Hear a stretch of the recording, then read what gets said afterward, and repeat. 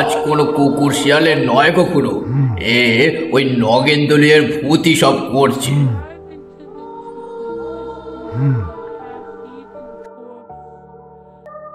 এই এই কে রে ওখানে?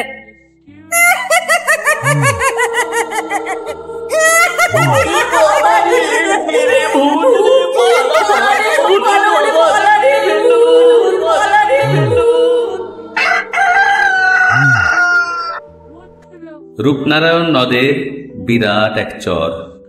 নদীর বাঁধটা একটা বিরাট অজগরের মতো এঁকে বেঁকে চলে গেছে দূর থেকে বহু দূরে। বাঁধের ধারে ধারে দুই পাশের বট, অশ্বত্থ, জাম, তেঁতুল, শিরীষ, অর্জুন প্রভৃতি গাছ মাথা উঁচু করে দাঁড়িয়ে আছে। বাঁধ থেকে নেমে খানিকটা এগিয়ে গেলেই গ্রামের সীমানা। প্রথমেই জেলেপাড়া, তার ডান দিকে বাগদিপাড়া, উত্তর দিকে বিভিন্ন জাতের লোক বাস করে। অপরদিকে রূপনারায়ণ নদ ঢেউ তুলে তরতর করে এগিয়ে চলেছে। বাঁধের ওপর দিয়ে প্রায় মাইলখানে গেলেই রূপনারায়ণের প্রকাণ্ড চর। এই চরেই গ্রামের লোকেরা মরা পোড়ায়।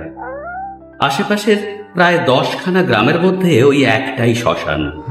শ্মশানের কাছাকাছি অনেক নাম না জানা বড় বড় গাছ, ঝোপঝাড়।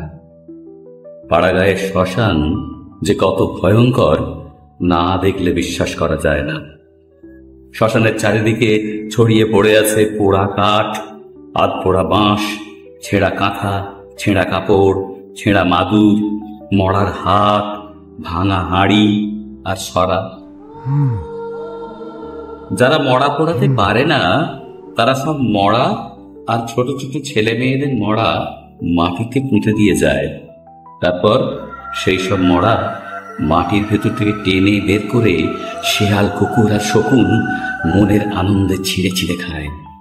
গাছের ঝাঁকড়া শিরীষ গাছটায় এক দল শকুন থাকে। হঠাৎ একদিন ঘটে গেল একটা ব্যাপার। বাগদিপাড়ার নগেন্দ্রই বউয়ের সঙ্গে ঝগড়া করে বাড়ি থেকে চলে গেল। প্রায় 4 দিন কেটে গেল। সে আর বাড়ি ফেরে না দেখে সবাই চিন্তায় পড়ল। যেখানে যত আত্মীয় ছিল খোঁজ নেওয়া হলো, কিন্তু কোনো সন্ধান পাওয়া গেল না তার। সেদিন সকালে জেলেপাড়ার কয়েকজন জেলে ডিঙি ভাসিয়ে মাছ ধরতে ধরতে এসে পড়েছে শ্মশানের বেশ কাছাকাছি। হঠাৎ তাদের নাকে একটা দুর্গন্ধ লাগলো, আর সেই সঙ্গে শকুনের ডানা ঝাপটানোর শব্দ শুনতে পেল তারা। সঙ্গে সঙ্গে তারা দেখলো নগেন্দ্রের পচা গলা মৃতদেহটা নদীর জলে এসে আটকে আছে। শকুনে খানিকটা ছিঁড়ে খেয়েছে। চোখ দুটো শকুন খুবলে নিয়ে নিয়েছে, শুধু চোখের গর্ত দুটো রয়েছে। জেলেরা এই বিভৎস দৃশ্য দেখে পাড়ায় সংবাদ দিল। সকলে তখন সেখানে এসে দেখলো এত দুর্গন্ধ ছড়াচ্ছে যে কারোর সাধ্য নেই সেখানে দাঁড়ায়। তখন সবাই নাকে কাপড় চাপা দিয়ে মরাটার পায়ে দড়ি বেঁধে শ্মশানের ভিতরে এনে মাটি চাপা দিয়ে চলে গেল। রাত্রিবেলা মাটির ভিতর থেকে নগেনের মৃতদেহটা তুলে শেয়াল কুকুরে খেয়ে ফেলল।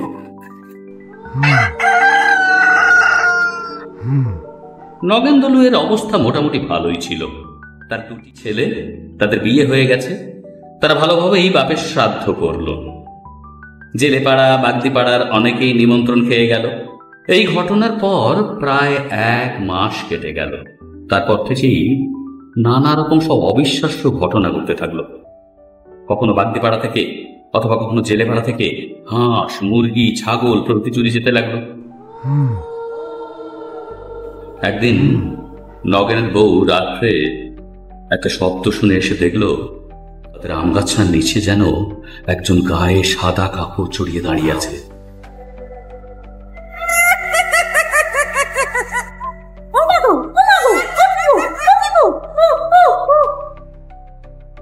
কি হয়েছে মা? এভাবে চেঁচিয়ে উঠলে যে? মা, কি হয়েছে মা? এত হাঁপাচ্ছ কেন? শব্দ শুনে বাইরে গিয়ে দেখি আম গাছের তলায় সাদা কাপড় পরে কি একজন দাঁড়িয়ে আছে। খুব ভয় পেয়ে গেছি। চল তো ভাই দেখি, এ গ্রামে কি আবার চোর বেরোলো নাকি?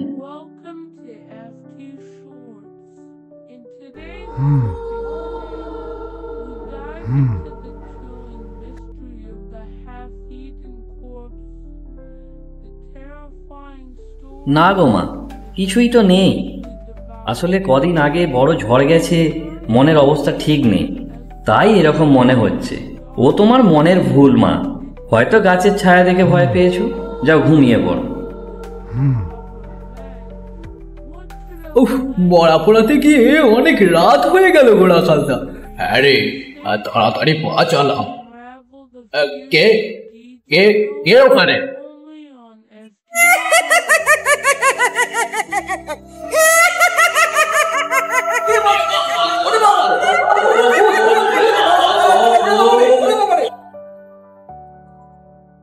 রাত্রে বাঁধের ওপর আর শ্মশানেও একটা কঙ্কালকে ঘোরাফেরা করতে দেখে গায়ের সকলে ভয় পেয়ে রাতে শ্মশানে মরা নিয়ে আসা বন্ধই করে দিল সবাই।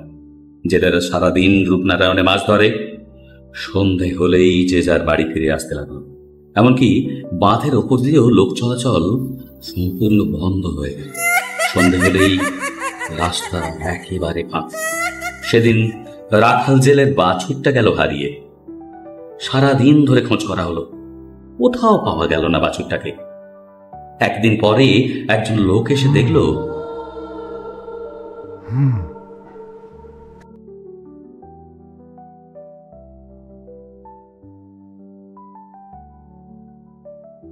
হ্যাঁ রে, তোরা কাল ঠিক করে দেখেছিস তো, নাকি নেশার করে ভুল দেখেছিস?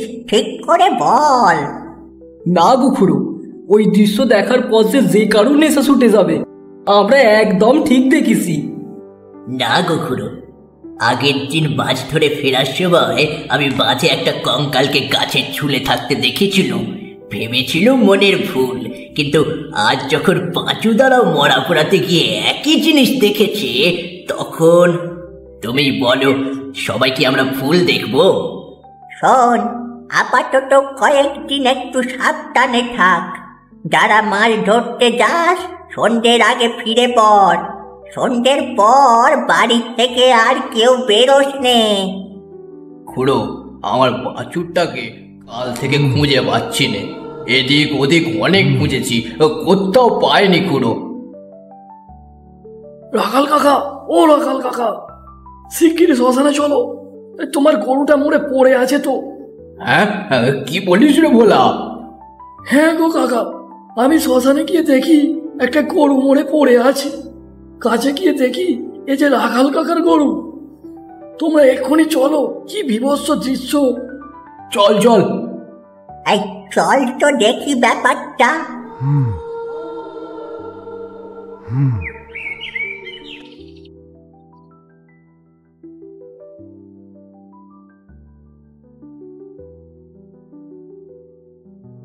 এ গাছ কোনো কুকুর শিয়ালের নয় গো খুড়ো, এ ওই নগেন্দ্রের ভূতই সব করছে।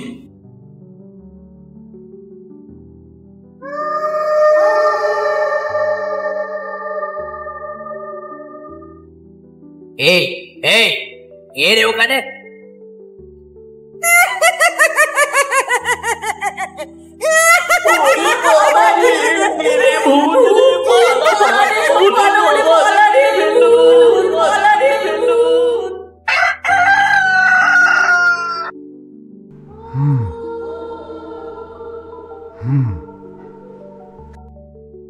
কি যে করা উচিত কিছুই বুঝতে পারছি না। তোরা কেউই আর রাতের বেলা ওই রাস্তায় যাস নে। কি ভাগ্যে তোরা বেঁচে গেছিস বাবা। আমি কালই একবার নগেনের ছেলের সাথে কথা বলে দেখি কি করা যায়।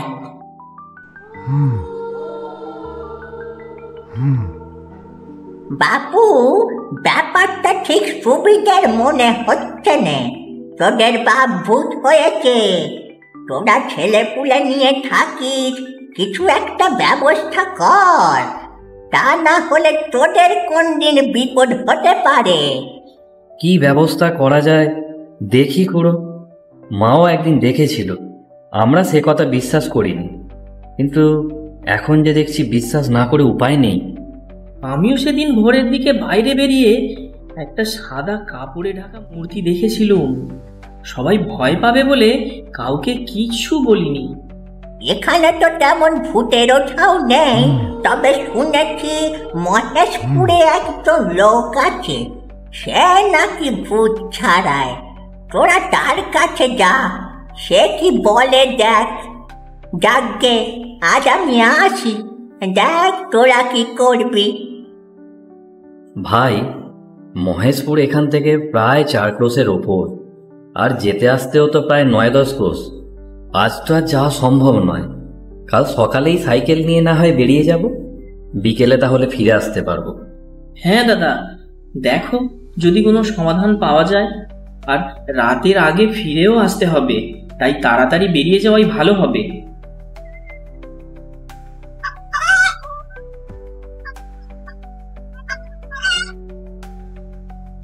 মুরগিগুলো এরকম করছে কেন? শেয়াল ঢুকেছে নাকি? একবার থেকে দেখে আসি।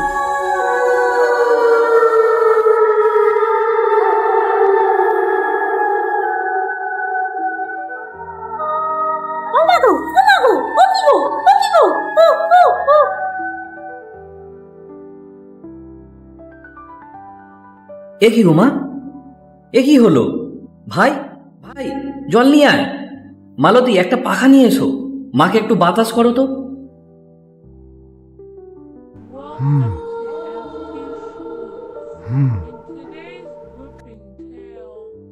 কি গো মা, কি হয়েছিল? এভাবে অজ্ঞান হয়ে গেলে কেন?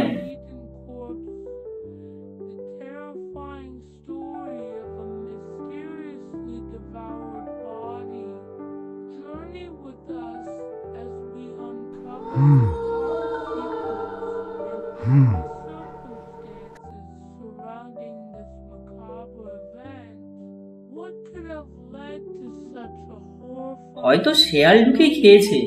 অন্ধকারে তো শেয়ালের চোখও জ্বলে, সেই দেখেই হয়তো মা অজ্ঞান হয়ে গেছে। তোরা আমার কথা বিশ্বাস করলি নে তো?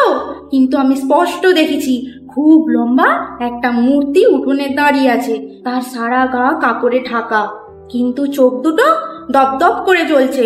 তার লিকলিকে লম্বা হাত দুটোয় 2টো মুরগি, সেই মুরগি দুটো ছিঁড়ে ছিঁড়ে খাচ্ছে। সে কি ভয়ানক দৃশ্য! ওরে বাবা, এখনো চোখের সামনে ভেসে উঠছে। আচ্ছা মা,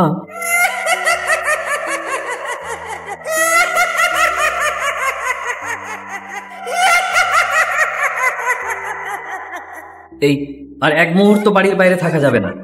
ভাই, মাকে ধরে তোল। এই তোমরা চলো, ভেতরে চলো, কাল সকালেই একটা ব্যবস্থা করতে হবে।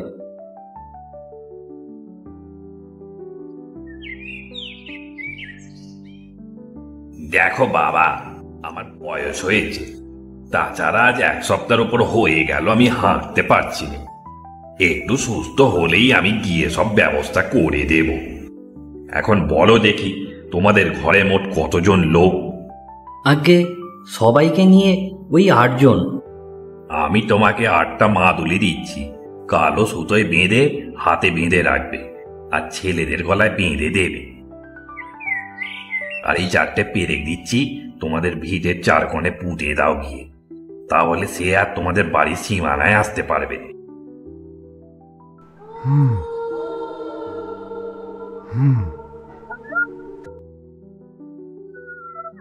এরপর থেকে নগেনের বাড়িতে উপদ্রব কমলেও গ্রামে উপদ্রব বেড়ে গেল।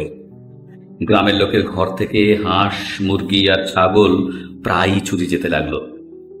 অন্ধকারে সেই ছায়ামূর্তিকে দেখলো অনেক লোক। তাছাড়া কারোর কারোর বাড়িতে ইট পড়তে লাগলো দুমপাম করে। আবার কারোর বাড়িতে গরুর হাড়, মোষের হাড়, এমনকি মানুষের হাড়ও পড়তে লাগলো। আবার কারোর বাড়ির চালে মড়া পোড়ানো বাঁশ, কাঠ এইসব পড়তে লাগলো। সারা গ্রামের লোক ভয়ে কাঠ হয়ে গেল। সন্ধে নামলেই যে যার ঘরে বসে ভগবানের নাম করে কাটাতে লাগলো। সন্ধ্যের পর এত বড় গ্রামটা যেন জনশূন্যের মতো শ্মশান মনে হয়। একদিন রাতে অনেক দূরের গাঁ থেকে একদল লোক একটা মড়া নিয়ে শ্মশানে এলো পোড়াতে। লোকগুলো চিতা সাজিয়ে মড়াকে তার উপর তুলে আগুন দিয়ে দিল। তারপর সব যাত্রীরা একটু দূরে বসে আপন মনে তামাক টানতে লাগলো। এদিকে সেই অবসরে পাশের বট গাছটা থেকে লম্বা হাত বাড়িয়ে নগেন মরাটাকে চিতা থেকে তুলে নিয়ে গাছের ওপর বসে চিবিয়ে চিবিয়ে খেতে লাগলো। তামাক শেষ করে লোকগুলো চিতার কাছে এসে অবাক হয়ে গেল। শুধু চিতাটাই জ্বলছে, মরার পাত্তা নেই। লোকগুলো ভয় পেয়ে বাঁচাও বাঁচাও বলে নদীতে মালপত্র বোঝাই করা একটা বড় নৌকা বাঁধা ছিল। মাঝি বসে অপেক্ষা করছিল জোয়ারের আশায়। নৌকার ছাদের ওপর খালের কাছে বসে মাঝিও তামাক খাচ্ছিল। অনেক আগেই সে ব্যাপারটা লক্ষ্য করেছিল, কিন্তু পাছে সব যাত্রীরা ভয় পেয়ে যায়, তাই জন্য সে চুপ করে দেখে যাচ্ছিল।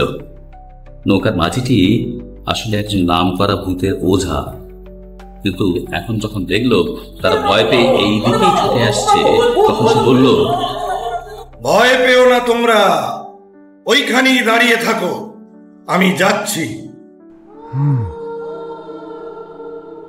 তোমরা এখানে বসো। ওম নমঃ হিং ক্রিং প্রেতাবিঘ্নাসী, ওম নমঃ হিং ক্রিং প্রেতাবিঘ্নাসী। আর কোনো ভয় নেই তোমাদের, ভূতের বাবারও সাধ্য নেই যে তোমাদের কাছে আসে। আমি এই গণ্ডি দিয়ে দিয়েছি, যতক্ষণ তোমরা এই গণ্ডির মধ্যে থাকবে ততক্ষণ কোনো ভূত তোমাদের কিচ্ছু করতে পারবে না। তারপর সকাল হলে বাড়ি চলে যাবে। দিনের বেলা ভূত লোকের কাছে আসে। মরাটা তাহলে কোথায় গেল?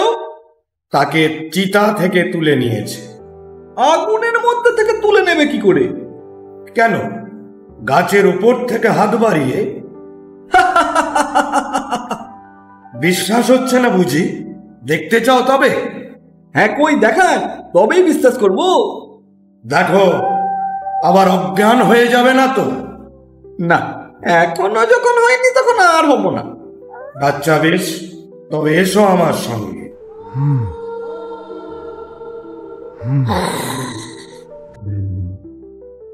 কি এবার বিশ্বাস হলো তো? যাকগে, তোমাদের কোনো ভয় নেই। ও গাছ থেকে নেমে আসতেও পারবে না, আর কোথাও যেতেও পারবে না। আমি গাছটাকে গণ্ডি দিয়ে দিয়েছি। তোমরা তাহলে এখানে চুপ করে বসে থাকো। দয়া করে আপনি আমাদের এভাবে ফেলে রেখে চলে যাবেন না। সকাল পর্যন্ত দয়া করে থাকুন আপনি। আরে ভয় নেই তোমাদের, এখানেই বসো, আমি একটু ওর পরিচয় নিয়ে আসি। এই বেটা, তুই কে? আমি নগেন দলুই। তোর বাড়ি কোথায়? পাড়ের ওপারে পাকতি পাড়ায়। তোর বাড়িতে কে কে আছে? আমার বউ, দুটো ছেলে, তাদের বউ, নাতি নাতনি।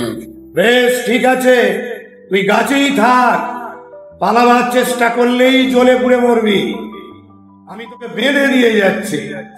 ওম নমঃ হিং ক্রিং প্রেতাবিঘ্নাসী, ওম নমঃ হিং ক্রিং প্রেতাবিঘ্নাসী। সকাল হলেই তোমরা গায়ে গিয়ে গায়ের লোকজন ডেকে নিয়ে আসবে।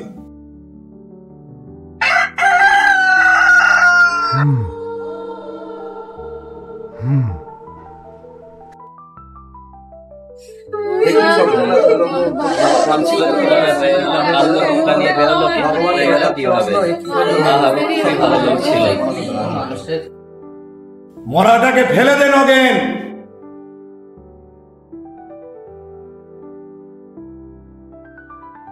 আসলে নগেনের ভূত কাল এই মরাকে চিতা থেকে তুলে নিয়ে গিয়ে বসে বসে খেয়েছে।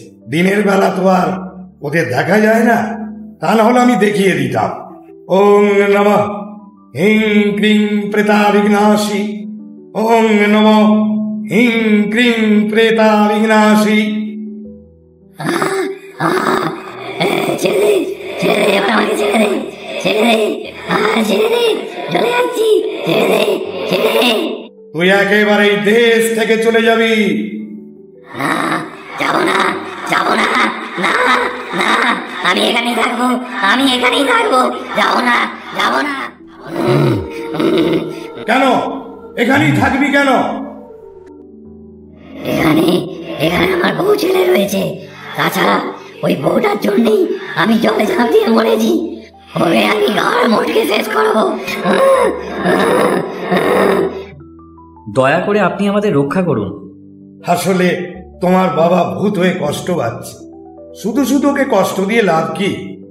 তুমি গয়ায় গিয়ে ওর নামে পিণ্ডি দাও, তাহলে তোমার বাবা পেটজনি থেকে উদ্ধার পাবে।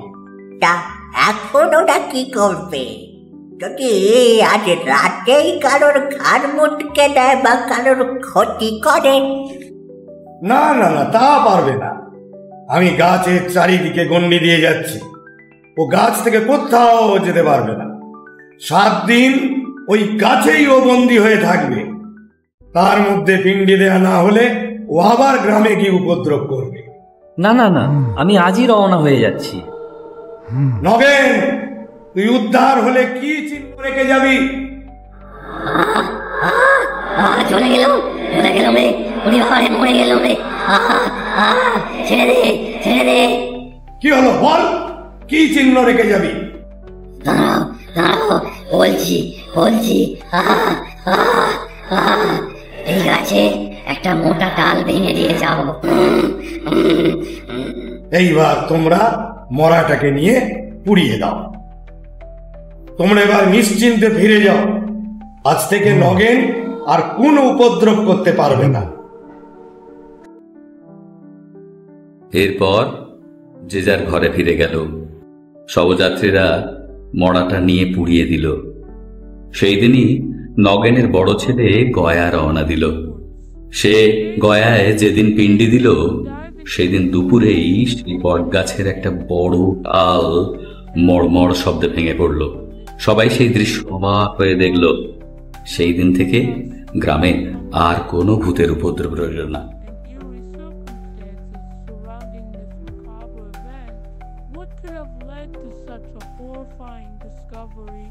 Stay tuned as we unravel the fearsome details only on FB Show.